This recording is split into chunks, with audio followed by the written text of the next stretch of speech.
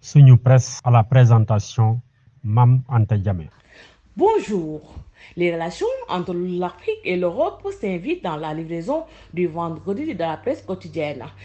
Jean-Luc Mélenchon en visite à Dakar sur invitation du parti PASTEF dont le Premier ministre Ousmane Sonko et le président a abordé plusieurs questions au cours d'une conférence publique qui fait le menu de plusieurs quotidiens nationaux.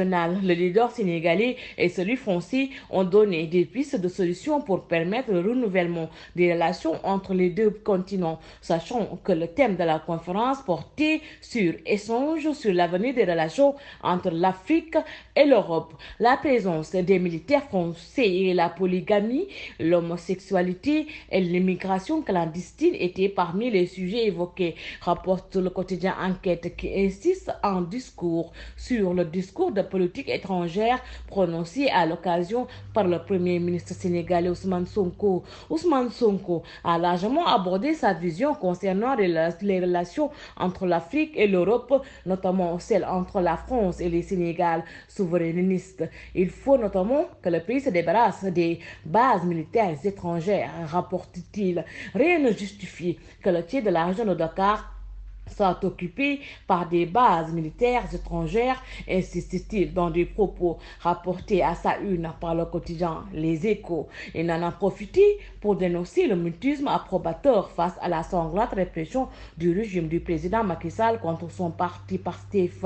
Au-delà de transformer notre pays, nous avons un continent à inspirer par notre capacité à faire des responsabilités qui nous sont confiées des œuvres utiles pour les Sénégalais et les Africains, a déclaré Ousmane Sonko, cité par le journal Vox Populi. Le journal nous parle aussi du chef du gouvernement sénégalais qui a réitéré lors de cette conférence publique avec Jean-Luc Mélenchon les plaidoyers pour des relations équilibrées. À son avis, les relations n'ont pas toujours été fondées sur l'égalité, l'équité et le respect mutuel, écrit Walf Quotidien. Mais si les deux hommes sont en phase sur des sujets relatifs aux relations entre Paris et Dakar, les bases militaires françaises à Dakar, la renégociation des contrats pétroliers ou gaziers ou la monnaie. Ils sont en revanche en désaccord sur d'autres questions telles que l'homosexualité et la polygamie. Sonko, Mélenchon, un débat de sourds, titre à ce sujet le quotidien LAS. Tribune rapporte que Jean-Luc Mélenchon a réaffirmé sa position de défendre les communautés LGBTQ. Le leader de la France insoumise allant même jusqu'à plaider pour le mariage homosexuel selon critique. C'est à quoi Ousmane Sonko a répondu que la question des LGBTQ risque d'être le prochain Cassubelli. Ils ne font pas plus pour que Besbi le jour pointe une alliance contre nature, parlant d'un Sonko percutant et sans langue de bois devant son interlocuteur qui constate de son côté des désaccords radicaux avec le Premier ministre sénégalais. Mélenchon, les genres, titre le journal Le Quotidien sur cette question de leaders politiques, des visions convergentes par endroits et un gros point de désaccord à la clé sur la question de l'homosexualité, résume la publication.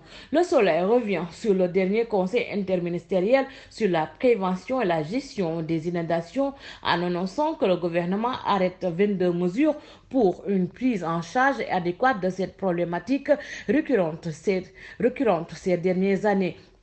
Le journal, citant le Premier ministre, annonce par ailleurs que les 717 milliards de francs CFA injectés par l'État ces dernières années dans la construction d'ouvrages de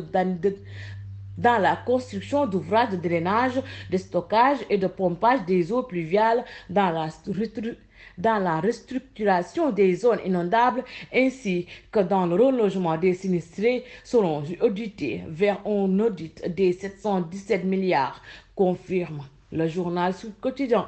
Bonne lecture et bonne journée. Suñu Presse vous a été offert par l'Agence sénégalaise de la reforestation et de la Grande Muraille Verte.